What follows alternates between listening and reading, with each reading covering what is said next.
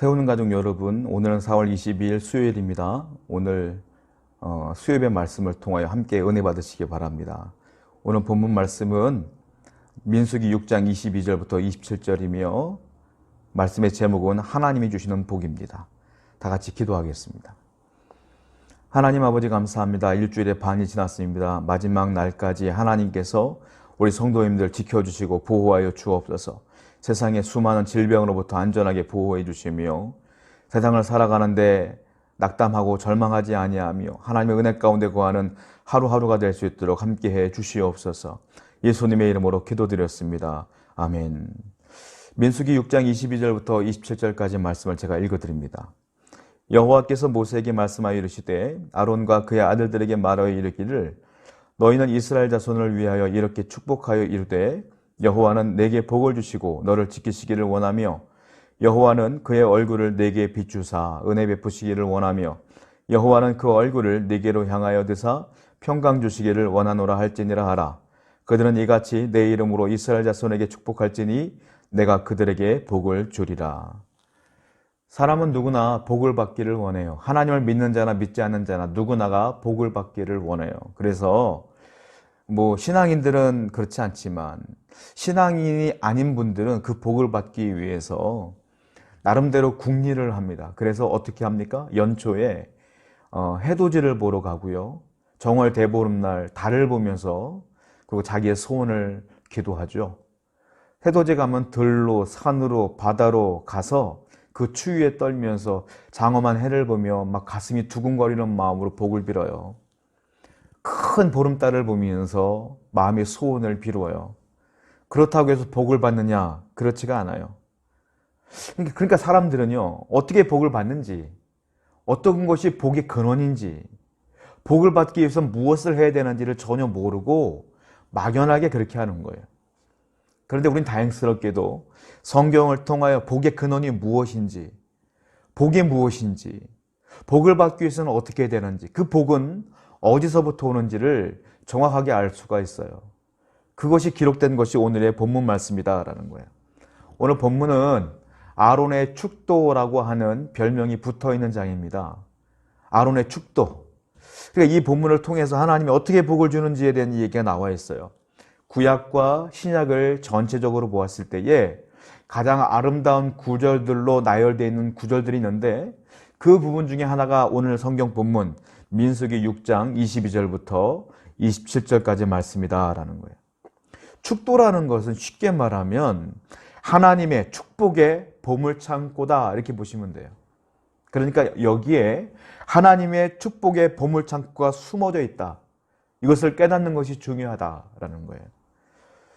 우리는 첫 번째 알아야 될 게 있어요. 그러면 복의 정의가 무엇이냐? 복이 무엇이냐? 복 아주 간단하게 말씀드리자면 복이란 우리 삶의 풍성함과 만족을 주는 매우 좋은 거예요.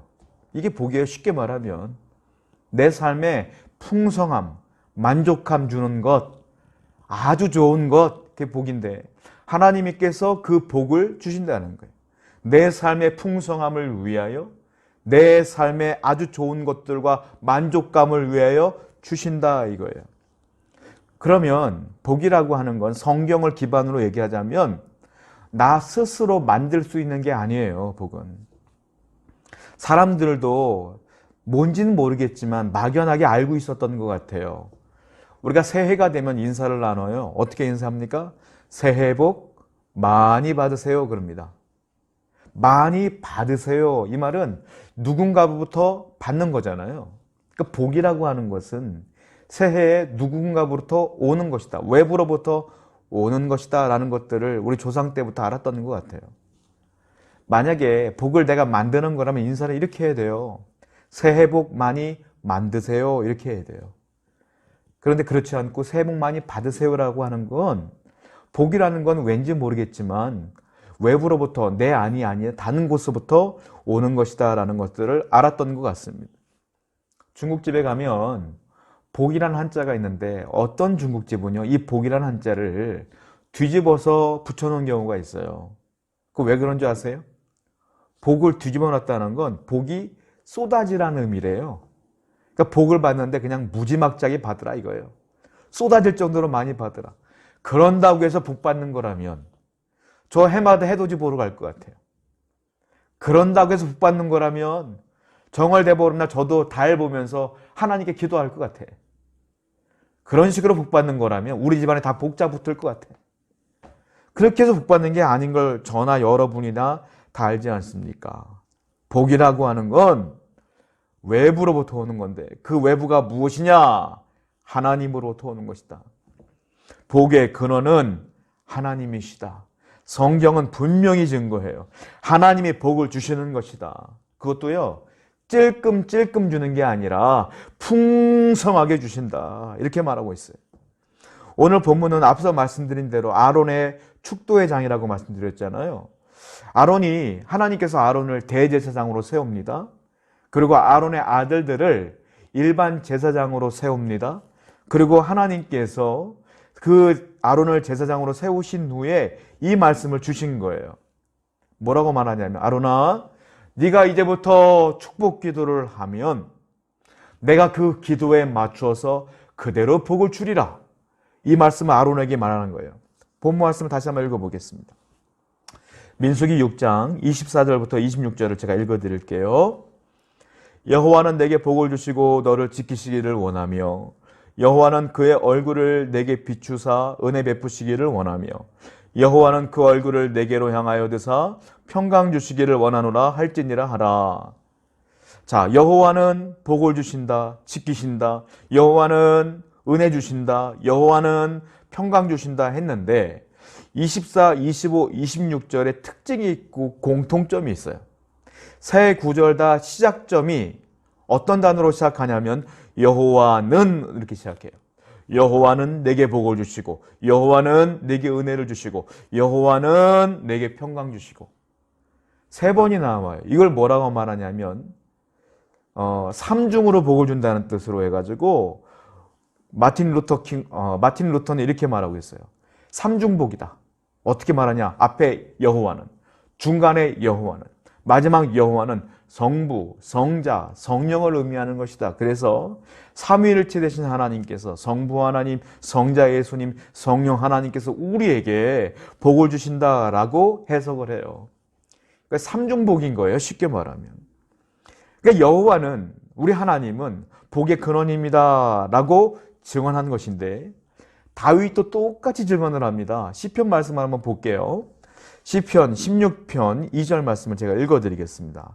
한번 들어보세요. 내가 여호와께 아뢰되 주는 나의 주님이시오니 주 밖에는 나의 복이 없다 하였나이다. 주 밖에는 나의 복이 없습니다 라고 고백하는 거예요. 다윗은 고백해요. 하나님 외에는 내게 복을 줄 자가 없습니다. 이것이 신앙 고백이에요. 야고보서에도 똑같은 의미로 말씀이 쓰여져 있어요. 야고보서 1장 17절 말씀을 제가 읽어드릴게요. 잘 보세요. 온갖 좋은 은사와 온전한 선물이 다 위로부터 빛들의 아버지께로부터 내려오나니. 여기 보면 온갖 좋은 은사, 온전한 선물 이렇게 나오는데 이건 그냥 복이라고 해석해도 무방합니다. 똑같은 말이에요. 그러니까 은사, 온전한 선물, 하나님의 복은 다 어디서부터 와요? 위로부터 빛들의 아버지께로부터 내려온다라고 말하고 있어요. 이 복의 근원은 어디냐? 하나님이다. 다윗도 똑같은 말했고 민수기 말씀도 똑같은 말했고. 자, 오늘 본문 말씀을 다시 한번 읽어봐요. 민수기 6장 25절 말씀입니다. 다시 한번 제가 읽어드릴게요. 여호와는 그의 얼굴을 내게 비추사 은혜 베푸시기를 원하며 조금 죄송스러운 말씀이지만 나는 아무 생각이 없는데 하나님께서 그의 얼굴을 내게 일방적으로 비춰주시는 거예요. 그리고 뭐라고 말하냐면 은혜 베푸시기를 원하며. 제가 죄송스러운 표현이지만 이렇게 말하는 것 같아요. 하나님이 나한테 은혜 주시려고 복 주시려고 그냥 안절부절하시는 모습 같아요. 그냥 하나님의 사람에게, 하나님이 사랑하는 자에게, 당신의 자녀에게 엄청난 복을 주시기 위해서 안절부절하시는 모습 같다 이거예요. 하나님은 복 주시는 분이에요. 더 적극적으로 표현하고 있어요. 민수기 6장 26절 다시 한번 들어보세요. 여호와는 그 얼굴을 내게로 향하여 드사 평강 주시기를 원하노라 할지니라 하라. 내가 너한테 평강 주기를 원한다. 원한다. 내가 원한다. 이렇게 표현하고 있어요. 마치 여러분들의 자녀들에게 여러분들이 뭐 사주고 싶어서, 뭐 잘해주고 싶어서 안달하는 모습과 같은 거예요. 여러분, 우리 하나님은 그런 분이에요. 여러분들이 어떤 처지에 있든지 간에 하나님은 여러분에게 복 주기 위하여 지금도 애쓰고 계시는 분이에요. 그 하나님을 믿으시길 바라요. 반드시 여러분들은 복을 받을 줄로 믿습니다. 자, 또 민수기 6장 27절 말씀 보면 이렇게 써 있어요. 제가 읽어드릴게요. 그들은 이같이 내 이름으로 이스라엘 자손에게 축복할지니 내가 그들에게 복을 주리라. 내가 그들에게 복을 주리라. 이렇게 말씀했어요. 그런데 제가 히브리어 문법을 보게 되면 여기 내가 그들에게 복을 주리라고 했는데 내가 이 부분을 강세형이라고 그래요. 강세형. 왜냐하면 히브리어는요, 문법상 굳이 그 인칭 대명사를 쓰지 않아도 문장이 완성되어져요. 그러니까 꼭 내가, 네가, 당신이 이런 말을 안 써도요, 문장이 되어집니다. 그러니까 굳이 내가 그들에게 복을 주리라고 말씀을 안 해도 돼요. 이 내가라는 말은 아니라는 말인데 굳이 썼다는 건 뭐냐면 강조하는 거예요. 그래서 이 부분을 강세형이라고 그래요. 강조하는 거예요. 내가 그들에게 복을 주리라 이렇게 말한 게 아니고 내가 그들에게 반드시, 정말로 반드시 내가 복을 줄 거야 이 말이에요. 하나님의 자녀에게 하나님은 그냥 복을 준다고 말하는 것이 아니라 내가 너희들을 반드시 복 주겠다 라고 말하는 거예요. 여러분, 하나님은 우리를 분명히 사랑하십니다. 그리고 반드시 여러분들에게 축복하실 줄로 믿습니다. 신약 성경에도 이와 비슷한 구절이 있어요. 읽어드릴게요. 히브리서 6장 14절 말씀이에요. 내가 반드시 너에게 복 주고 복 주며 너를 번성하게 하고 번성하게 하리라. 똑같은 말씀이에요. 내가 반드시 내게 복 주고 복 줄 것이며 너를 번성케 하고 번성케 하리라. 우리는 잘 될 겁니다. 여러분들은 잘 될 거예요. 하나님이 약속했어요. 내가 반드시 복 주고 복 준다 했어요. 번성케 하고 번성케 한다 그랬어요. 이 사실을 분명히 믿으셔야 돼요. 비록 지금 삶이 곤고합니까? 그래도 하나님 복 줄 걸 믿으며 승리하시길 바라요. 이 사실을 분명히 알아야 돼요. 이 복은 우연한 것이 아니구나. 내가 쟁취하는 게 아니구나. 하나님으로부터 오는 거구나. 사실 하나님이 이 땅에 예수 그리스도를 보내주셨어요. 그리고 우리에게 구원이라고 하는 놀라운 복을 선물로 주셨어요. 그 자체가 이미 놀라운 복이에요. 이거보다 더 큰 복은 없어요. 그럼에도 불구하고 하나님은 그 복 외에도 우리가 살아가는 날 동안에 복을 주신다고 지속적으로 약속하고 계시는 거예요. 그러면 하나님께서 약속하신 복이 무엇이겠어요? 오늘 본문에 세 가지가 나와 있어요. 그 세 가지를 한번 살펴보려고 합니다. 하나님이 주시는 복이 무엇이냐? 첫 번째로 하나님은 뭐라고 말씀하시냐면 내가 너를 보호하리라 이렇게 말했어요. 보호하리라. 여러분, 사람들은 복 그러면 세속적이고 물질적이고 외형적인 것들을 말합니다. 일반적으로 돈이에요. 일반적으로 권력이에요. 장수예요. 그리고 다른 사람들보다 성공할 수 있는 확률이 높아야지 복을 받는다고 생각을 해요. 다 외형적인 거예요. 물질적인 거예요. 세속적인 거예요. 내가 사업을 하면 성공을 해야 되고 내가 뭘 하든지 간 잘 돼야 돼. 돈도 많이 벌어야 돼. 그게 복이라고 생각하지만 물론 그것도 복일 수 있겠지만 하나님은 더 큰 복은 무엇이라고 얘기하냐면 내면적인 것이다 라고 말해요. 그 내면적인 것에 하나님은 외부적인 것까지 포함하시지만 내면적인 게 더 큰 복이다 라고 말씀하신다라는 거예요. 첫 번째 뭐라고 말하냐면 내가 너에게 복 줄 것인데 첫 번째 내가 너를 영원히 보호해 주리라 이렇게 말해요. 보호한다? 보호해 주신다? 우리가 볼 때는 별거 아닌 것 같아요. 아니, 보호해 주시기보다는 사업 성공하는 게 낫지, 돈 많이 버는 게 낫지 라고 생각할 수 있지만 이 보호하심이 엄청나게 큰 복이라는 것을 여러분들은 아셔야 돼요. 세상에서 많이 성공한다 할지라도요, 내가 큰 사업을 한다고 할지라도요, 하나님이 보호해 주지 않으면 그 물질이 순식간에 날아가고요, 금방 실패할 수밖에 없고요. 아니면 내가 병들어 죽을 수밖에 없어요. 그래서 진짜 복은 뭐냐? 하나님이 보호해 주시는 복이 더 크다. 그러는 거예요. 본문 말씀 읽어보겠습니다. 민수기 6장 24절 말씀입니다. 자, 읽어드릴게요. 여호와는 내게 복을 주시고 너를 지키시기를 원하며. 복을 주시는데 어떻게 복을 주시느냐? 너를 지키시기를 원하며. 이게 보호예요. 하나님은 우리를 지켜주시기 원한다. 이거. 지키다는 뜻은 히브리어로 샤마르라는 단어를 씁니다. 샤마르. 샤마르가 뭐냐면 가시 있죠. 가시떨기나무. 그러니까 가시철망으로 나를 놓고 주위를 둘러싸는 거예요. 이게 샤마르예요. 하나님이 나를 보호해 주시는데 가시철망으로 똘똘똘똘똘똘 나를 말아갖고 나를 완벽하게 보호해 주시는 거예요. 예를 들자면 옛날에 우리 부잣집들 보면 담벼락 위에 유리깨서 딱 올려놨잖아요. 그리고 그 위에 몰라요? 철조망 조그맣게 딱 감싸놓고 집 못 넘어오게 했잖아요. 지금도 휴전선에 가면 뭘 해놨어요? 큰 철조망으로 이렇게 말아놨잖아요. 못 들어오게 막는 거예요. 가시철망으로 막는 게 지킨다는 거예요. 하나님이 외부로부터 악한 마귀로부터 여러분들을 지켜주시겠다 이 말이에요.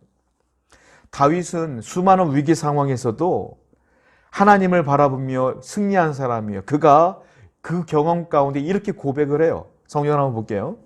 시편 34편 7절 말씀입니다. 여호와의 천사가 주를 경외하는 자를 둘러진치고 그들을 건지시는도다.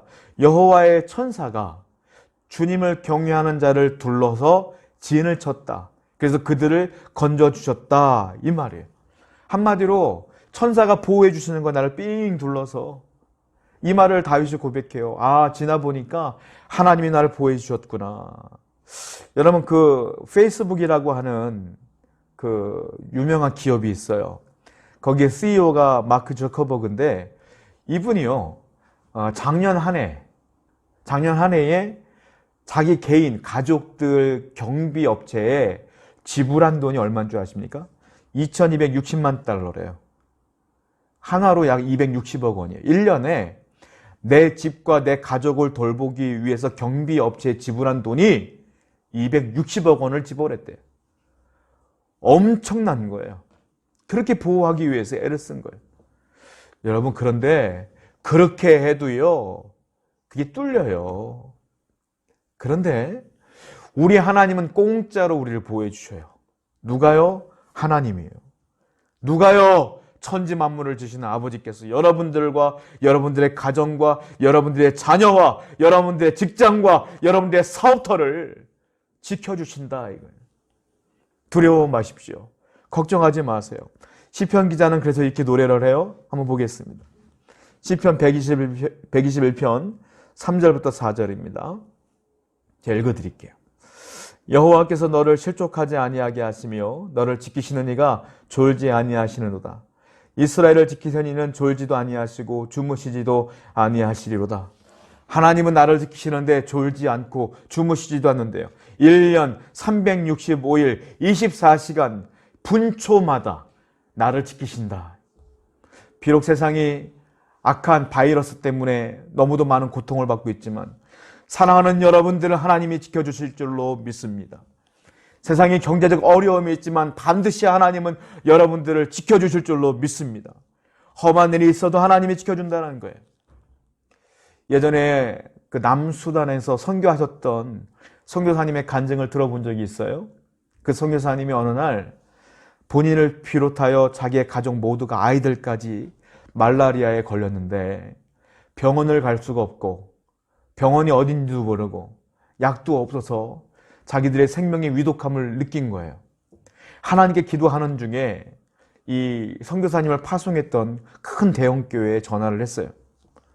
그리고 담임 목사님과 통화를 합니다. 목사님, 우리 가족이 다 말라리아에 걸렸는데 치료법이 없고 치료할 기회가 없어서 지금 우리가 위급한 상황에 처해 있습니다. 교회에서 기도해 주세요 라고 기도 부탁을 하고 전화를 끊었어요. 그런데 어떤 일이 벌어졌냐면 목사님과 통화하는 가운데 장로님 한 분이 그 통화를 듣고 계신 거예요. 그런데 그 장로님이 누구냐면 참모총장이었던 거예요. 그분이 그 얘기를 듣고 바로 그 수단 근처에 파송된 부대에 전화를 해서 의무부대에 전화를 해서 헬기를 띄워서 선교사님 가족을 태워서 와서 치유를 다 해주셨어요. 그리고 회복되어져서 선교활동을 다시 왕성하게 하게 된 거예요. 그분이 그렇게 얘기를 해요.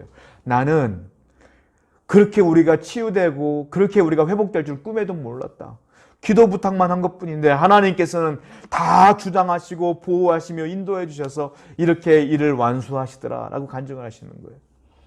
하나님은 여러분들을 어떻게 인도하실 줄 아무도 모릅니다. 지금 비록 괴롭더라도 하나님께서 지키신다는 사실을 확신을 갖고 살면 반드시 역사하실 줄로 믿습니다. 이 사실을 믿으셔야 돼요. 예수님이 이렇게 고백했어요. 한번 들어볼까요? 요한복음 10장 28절부터 29절입니다. 내가 그들에게 영생을 주노니 영원히 멸망하지 아니할 것이요 또 그들을 내 손에서 빼앗을 자가 없느니라. 그들을 주신 내 아버지는 만물보다 크심에 아무도 아버지 손에서 빼앗을 수 없느니라. 나는 그들에게 영생을 주노라. 악한 것들이 나를 내 손에서 그들을 빼앗으려고 하더라도 절대 빼앗을 수 없다. 아버지 손에서 빼앗을 수 없다 라고 말씀하고 계세요. 여러분들은 하나님의 자녀입니다.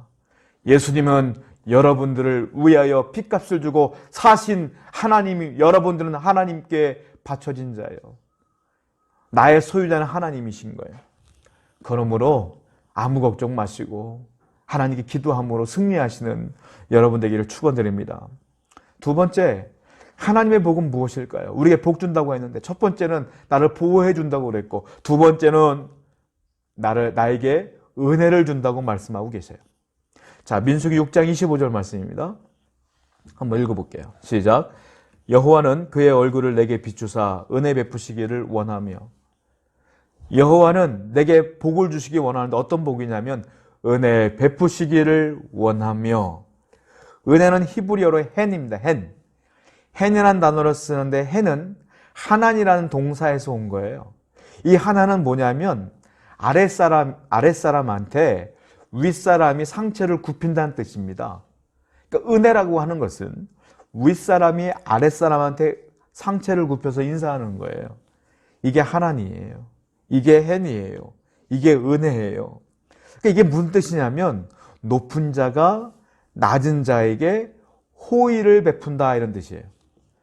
하나님이 낮은 나에게 뭘 준다고요? 호의를 베푸는 것. 그게 은혜다라는 거예요. 은혜는 두 가지가 있어요. 특별 은혜와 일반 은혜가 있어요. 특별 은혜는 예수 그리스도를 믿는 자들에게 주시는 은혜예요. 그걸 뭐라고 말해요? 구원의 은혜. 그런데 일반 은혜는 뭐냐면 하나님이 이 땅을 창조하셨기 때문에 먹고 살아가는데 불편함이 없도록 하나님의 공기를 주셨고 해를 주셨고 식물을 주셨고 물을 주신 거예요. 살아가는데 생명의 지장이 없도록. 이걸 뭐라고 말하냐? 일반 은혜. 그러니까 다른 말로 말하면 믿는 자에게는 영적인 은혜도 주셨고 육적인 은혜, 일반 은혜도 같이 주신 거예요.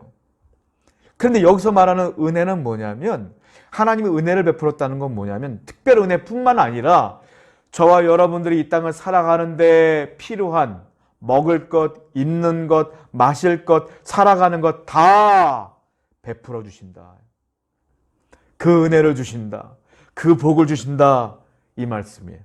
물질이 필요하세요? 하나님 바라보세요. 하나님이 채워주십니다. 건강이 필요합니까? 기도하십시오. 주님이 채워주십니다. 무엇이 필요합니까? 문제 해결이 필요합니까? 무릎 꿇고 당신 하나님께 기도하십시오. 반드시 주신다고 약속했기 때문에 은혜를 베푸실 줄로 믿습니다. 파니 크로스비라고 하는 분이 계십니다. 이분이요, 찬송시를 9,000여 개를 작시한 분이에요. 생후 6주부터 눈먼 자로, 앞을 못 보는 자로 태어났고 단 한 번도 세상을 본 적이 없는 분이신데 이분이 하나님의 은혜를 받아서 장수하셨어요. 95세까지 사시다가 9,000여 개의 찬송시를 지으신 뒤에 돌아가셨는데 그분의 시 가운데 우리가 부르고 있는 찬송가들이 많아요. 한 예를 들자면 이분이 하나님의 은혜를 받고 살다가 이분이 이런 고백을 해요. 나는 눈뜨기를 원치 않습니다. 나는 저 천국에 갔을 때 내 눈을 첫 번째 떴을 때 첫 번째 보는 것이 예수님이기를 원합니다. 그렇기 때문에 나는 눈뜨기를 원하지 않습니다. 이런 위대한 고백을 했던 분이에요. 그분이 어느 날 살아가는데 너무너무 곤고한 거예요. 단 5달러 정도가 필요했는데 5달러는 지금으로부터는 별거 아닌 돈이겠지만 이분이 살아있을 때가 약 145년 전이에요. 그때의 5달러는 큰 돈입니다. 이분이 5달러가 필요해서 하나님께 기도하고 있었는데 어떤 분이 문을 두드리는 거예요. 그러더니 문을 열어드렸더니 여기가 혹시 크로스비라고 하는 분이 계시는 곳입니까? 예, 그렇습니다. 제가 바로 파니 크로스비입니다. 그렇습니까? 제가 기도하는 중에 그냥 후원하고 싶어서 제가 후원금을 갖고 왔습니다. 하고 돈을 딱 주고 그냥 간 거예요, 이분은. 집에서 이제 그걸 풀어봤더니 그 돈이 얼마냐면 정확하게 5달러였던 거예요. 이분이 너무 감동해서 그 자리에 책상에 앉아갖고요. 시를 적었어요. 그 시가 뭐냐면 우리가 잘 알고 있는 찬송가 384장이에요. 특별히 2절 말씀 보면 이런 것이 있죠. 제가 한번 읽어드릴게요.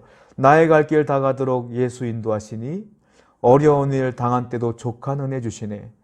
나는 심히 고단하고 영혼 매우 가라나 나의 앞에 반석에서 샘물 나게 하시네. 너무 감격하여 눈물을 흘리며 쓴 시예요, 이게. 하나님은 다 하시는구나. 내가 무엇이 부족한지 다 하시는구나. 부족할 때 채우시는구나. 이 은혜를 받고 쓴 찬송이라는 거예요. 사도 바울도 이렇게 증언해요. 로마서 8장 32절 말씀이에요. 읽어드릴게요. 자기 아들을 아끼지 아니하시고 우리 모든 사람을 위하여 내주시니가 어찌 그 아들과 함께 모든 것을 우리에게 주시지 아니하겠느냐. 예수님을 주신 분이, 당신의 아들을 주신 분이 어찌하여 우리에게 모든 것을 주시지 않겠느냐. 주신다 이거예요. 저희 여러분들 살아가는 동안에 하나님이 필요한 것들을 주어주신다. 이게 복이다. 이게 은혜다. 그러므로 어려울 때 힘들 때 하나님을 바라보시기 바라요. 하나님이 채워주실 줄로 믿습니다. 세 번째 복이 무엇일까요? 그것은 바로 평안이라고 말하고 있어요. 자, 민수기 6장 26절 제가 다시 한번 읽어드립니다. 여호와는 그 얼굴을 내게로 향하여 드사 평강 주시기를 원하노라 할지니라 하라. 평강 주시기를 원하노라. 평강은 뭐예요? 샬롬입니다. 샬롬. 평안을 주신다는 거예요. 자, 이 평강이 뭘까요? 예수님이 이렇게 말씀하고 계세요. 요한복음 14장 27절 말씀 제가 읽어드립니다. 평안을 너에게 끼치노니 곧 나의 평안을 너에게 주노라. 내가 너에게 주는 것은 세상이 주는 것과 같지 아니하리라. 너희는 마음에 근심하지도 말고 두려워하지도 말라. 세상이 주는 평안은 일시적이에요. 갑자기 내게 돈이 들어오면 행복하지만 오래가지 않아요. 갑자기 내가 병이 나아지면 와 행복하지만 감사하지만 이거 다시 그 감사가 오래가지 않아요. 세상의 평안은 일시적이에요.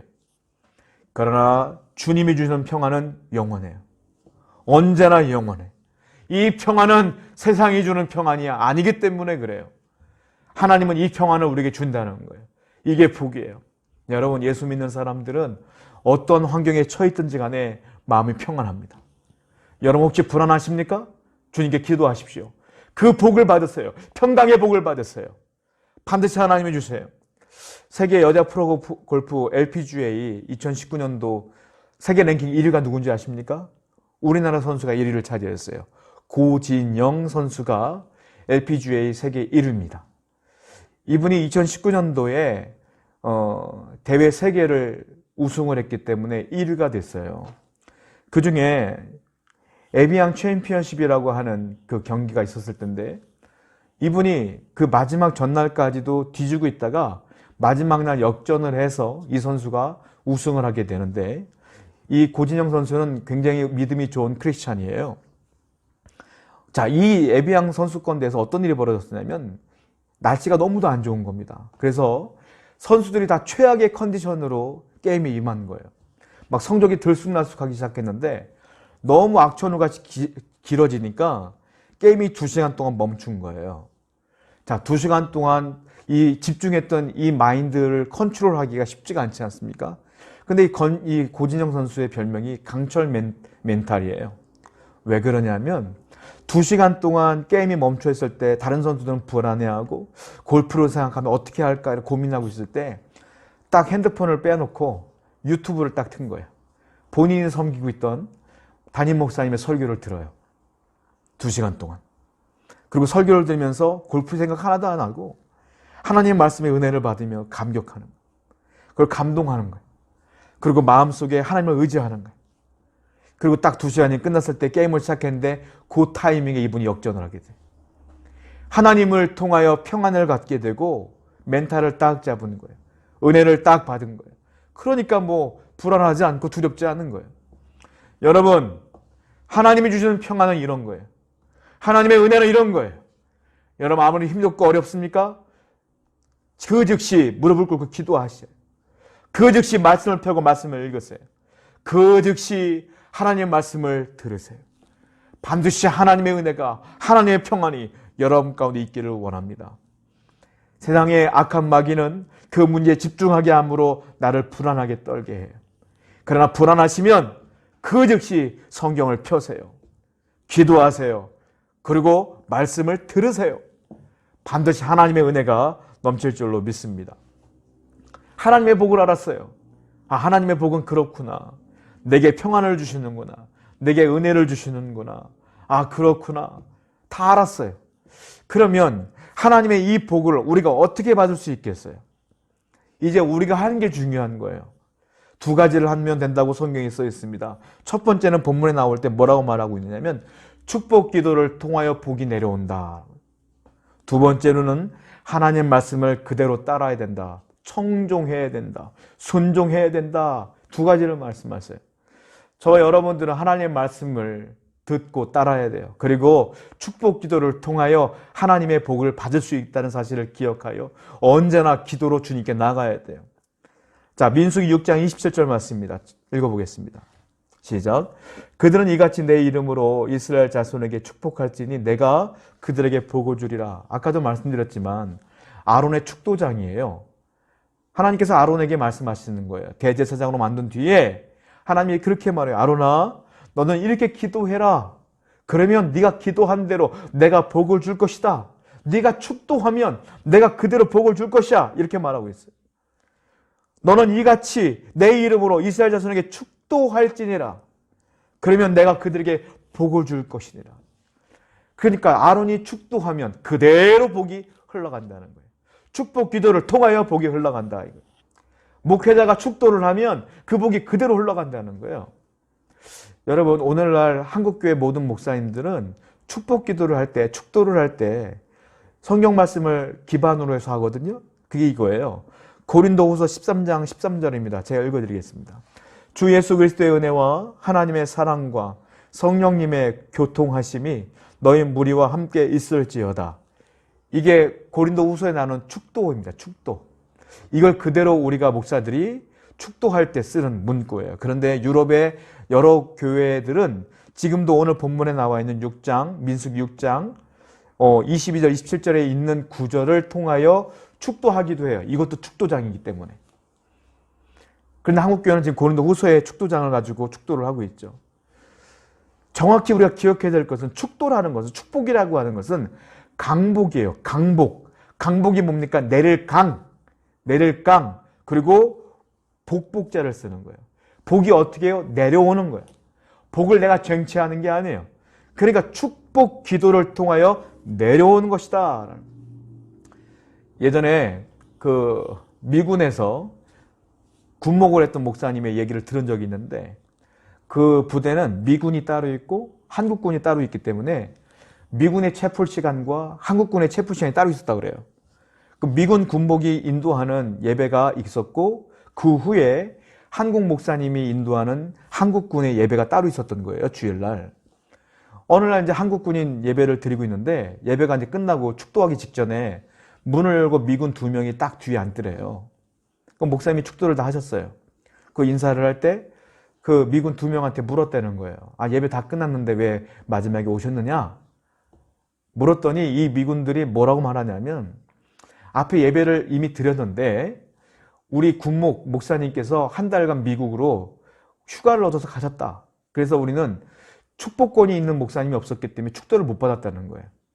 그래서 고민하다가 한국군에 있는 예배를 드리면 말귀는 못 알아듣겠지만 그래도 목사님이기 때문에 똑같은 축도권이 있기 때문에 그 축도를 받으면 똑같은 복일 줄로 믿고 앉아서 축도만 받고 가는 거라는 거예요. 목사님은 거기에 감동을 받으셨어요. 야, 이 사람들의 믿음이 이렇구나. 하나님이 복을 준다는 사실을 분명히 믿고 있기 때문에 이렇게 축도를 받기 위해 왔구나 라는 얘기를 하는 거예요. 여러분, 그렇습니다. 축복은 하나님께 기름 부음 받은 종으로부터 흘러가는 거예요. 이걸 축복기도라 그래요. 그러니까 예배는 처음부터 마지막까지 그 자리에 참석한 자들에게 그 복이 그대로 흘러간다. 그러면 여러분들이 복을 받으려면 매일매일 저를 찾아와야 될까요? 매일매일 저를 찾아와서 축도를 받아야 될까요? 그렇지가 않아요, 사실은. 왜냐하면 성경은 이제 저뿐만이 아니라 여러분들도 제사장이라고 선포했기 때문에 그래요. 성경을 읽어드릴게요. 베드로전서 2장 9절입니다. 그러나 너희는 택하신 족속이요 왕 같은 제사장이요. 여러분들도 제사장이에요. 그래서 이걸 뭐라고 말합니까? 만인 제사장론 이렇게 말하지 않습니까? 그래서 여러분들이 여러분들을 스스로를 위해서 기도하시잖아요. 그러면 그 기도대로 하나님이 역사하시는 거예요. 여러분들이 여러분 자녀를 위해 기도하잖아요. 그 기도대로 축복하시는 거예요. 왜? 여러분들도 제사장이니까. 여러분들을 스스로를 위해 기도할 수 있고요. 이웃을 위해 기도할 수 있고요. 자녀를 위해 기도해 줄 수가 있는 거예요. 그래서 그 기도대로 하나님이 역사하신다. 할렐루야. 그러므로 기도하셔야 된다. 기도를 할 때 그 복이 임한다. 두 번째, 말씀 하나만 읽고 넘어가겠습니다. 히브리서 4장 16절 말씀이에요. 그러므로 우리는 긍휼하심을 받고 때를 따라 돕는 은혜를 얻기 위하여 은혜의 보좌 앞에 담대히 나갈지어라. 때를 따라 돕는 은혜를 위해서 은혜의 보좌 앞에 담대히 나가라. 여러분들도 담대히 보좌 앞에 나가 때를 따라 기도하시면 때를 따라 돕는 은혜가 임할 줄로 믿습니다. 두 번째, 우리는 어떻게 해야 될까요? 자, 첫 번째로 축도를 통하여 하나님의 복이 임한 줄 알았어요. 그럼 내가 기도해야 되겠구나. 두 번째로는 하나님의 말씀을 잘 청종해야 된다. 말씀을 읽습니다. 시편 128편 1절입니다. 여호와를 경외하며 그의 길을 걷는 자마다 복이 있도다. 여호와를 경외하며 그의 길을, 그의 도를 걷는 자마다 복이 있도다. 그의 길, 그의 도를 건다는 게 뭐예요? 하나님의 길이라는 것은 바른 길을 말해요. 정확한 길을 말해요. 바른 길이라는 것은 말씀이 말씀하신, 말씀이 인도하신 길을 말해요. 즉 그의 길을 걷는다는 건 하나님 말씀대로 산다는 걸 의미하는 거예요. 즉 하나님 말씀을 듣고 묵상하며 그대로 살아가는 사람들, 그 사람들에게 뭐가 있다고요? 복이 있다. 여러분, 공항이나 지하철을 가면 뭐가 있어요? 무빙워크가 있습니다. 그냥 거기 가만히 짐 들고 서 있으면 이 무빙워크가 나를 인도해요. 조금 바쁜 분들은 어떻게 해요? 거기서 걸어. 그러면 평지를 걷는 분보다 더 쉽고 더 빠르게 갈 수가 있어요. 하나님의 말씀을 따라간다는 게, 청종한다는 게 어떤 의미냐면 무빙워크와 비슷한 거예요. 나 혼자 가면 힘들고 더디고 어렵지만 하나님의 말씀대로 살면 빠르고 쉽고 바르고 정확한 거예요. 그래서 여러분들은 말씀을 묵상하며 그대로 살기 위해 애를 써야 된다. 신명기 28장은 흔히 축복장이라고 알고 있는데요. 정확한 뜻은 축복과 저주의 장이에요. 앞에 부분은 축복에 대한 이야기가 나오고 뒤에는 저주에 대한 이야기가 나와요. 어떤 얘기냐면 하나님의 말씀을 따르면 내가 이렇게 축복할 거야. 그러나 하나님 말씀을 따르지 않으면 내가 이렇게 저주할 거야, 이 뜻이에요. 기준점은 뭐예요? 하나님의 말씀입니다. 복을 받기 원합니까? 말씀을 따라 살아가십시오. 말씀을 따라 살지 않고 내 맘대로 살면 저주받는 거예요. 신명기 28장 2절 말씀을 읽어보겠습니다. 네가 내 하나님 여호와의 말씀을 청종하면 이 모든 복이 내게 임하며 내게 이르리니. 말씀을 청종이 뭡니까? 들어라. 종, 따라라. 말씀을 듣고 따르는 것. 즉 듣기만 하면 안 돼요. 순종까지 포함되어 있는 거예요. 듣고 순종하는 것이 청종입니다. 사랑하는 세우는 가족 여러분, 오늘 여러분 하루하루 시작할 때에 하나님 말씀을 잘 들으십시오. 그리고 복을 주시는 분이 하나님이라는 사실을 기억하십시오. 그리고 여러분들이 축복권이 있음을 기억하여 하나님께 기도하실 때 반드시 여러분들을 통하여 놀라운 복이 임할 줄로 믿습니다. 기도하겠습니다. 하나님 아버지 감사합니다. 오늘도 말씀을 통하여 복의 근원이 어디서부터 오는지를 깨달았사오니 하나님을 바라보게 하시고 하나님을 의지하게 하시고 하나님께 기도하게 하시고 말씀을 청종하며 살아가는 우리 세우는 가족 될 수 있도록 인도하여 주시옵소서. 예수님의 이름으로 기도드렸습니다. 아멘. 이제는 우리 주 예수 그리스도의 은혜와 구속하신 하나님의 사랑하심과 성령님의 감화, 감동, 충만, 역사하심이 오늘 예배하며 함께 말씀을 듣고 살아가시는 우리 성도님들의 머리 위에, 이분들의 직장과 사업장과 가족들과 자녀들 위에 지금부터 영원토록 함께 계시기를 간절히 축원하옵나이다. 아멘.